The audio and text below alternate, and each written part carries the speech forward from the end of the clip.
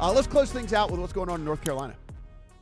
This is interesting from a legislative perspective because we've seen changes to bills at the last second, but what we have not seen is changes to bills months after they were passed and signed into law. And that's what we're seeing here in North Carolina. And the change might not seem that big to the average bettor, but it is big to the sportsbooks who are involved because this was set up to be an untethered market, meaning that the online sportsbooks do not have to have a partnership with a physical property or one of the pro sports teams or a NASCAR track or whatever. Now, they were going to be given priority in the state if they used one of those partners, right? Their license application was going to be given priority, but a change came through in the state budget that pretty much no one wants to claim. Like, none of the legislators are coming out and saying, I'm the one who pushed for this.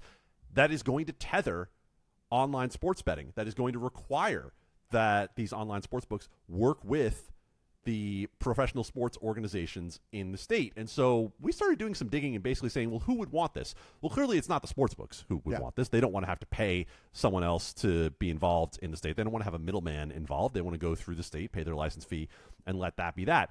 We heard some rumblings that NASCAR could be behind it, that NASCAR itself might be pushing for it to make sure that they have that partnership, and we know that NASCAR has ambitions to be bigger in sports betting. They want to use it as a way to drive revenue, as a number of professional organizations do, but NASCAR has kind of a unique need to drive more revenue right now.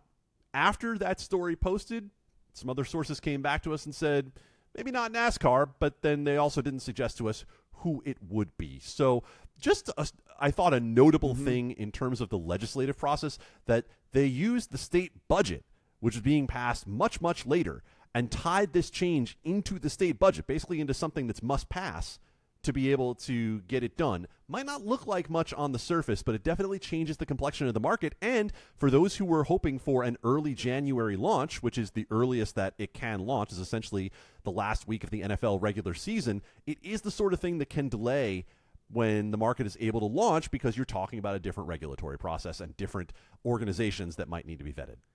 I also, as well, too, have heard a lot of NASCAR rumblings about all of this. They think that there is some parallel to the golf angle that we've talked about several different times here on this, which is, hey, look, it is typically at this point kind of like an older audience. It is an audience where the retention can kind of come and go because same deal with the golf tournament.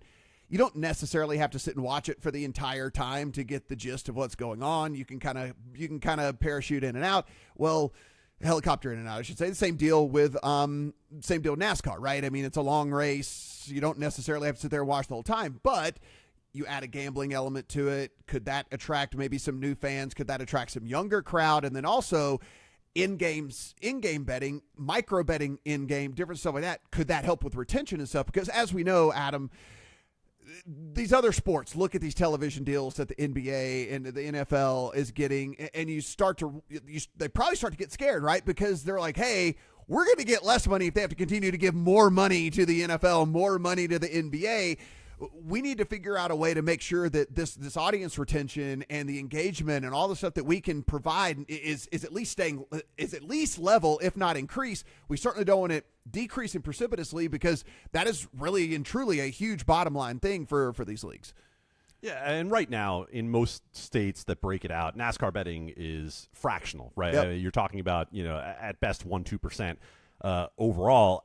What I think is the real opportunity here for NASCAR is something that ties into how sports are consumed these days in multiple ways. You mentioned one of them there, the idea of not watching a whole broadcast. That's what everyone is driving for now. How do I get somebody interested in 10 minutes, 15 minutes, 20 minutes of a broadcast that goes for 3 or 4 hours? Baseball is in this place. Football, to some degree, is in this place too, and we've seen next drive markets come out from Simple Bet that are being implemented. But I think the other thing that goes to the younger generation that really should be appealing to NASCAR and to golf as well, maybe more to NASCAR with the way fandom works, is that younger consumers care more about individual personalities than they do about teams. It is not the sort of blind loyalty to the same team that your dad and your grandpa liked. It is more about, I like Kevin Durant, I don't necessarily like the Phoenix Suns.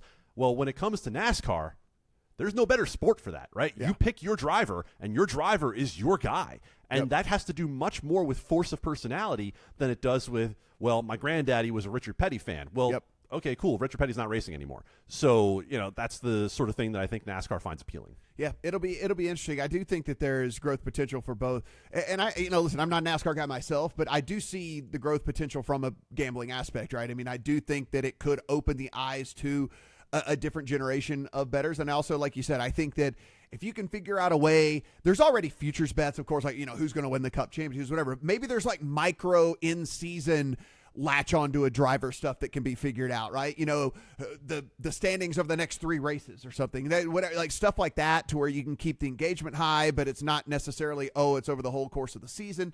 Different things like that. I think that will be figured out as we get a little bit more savvy with all this. But it's NASCAR.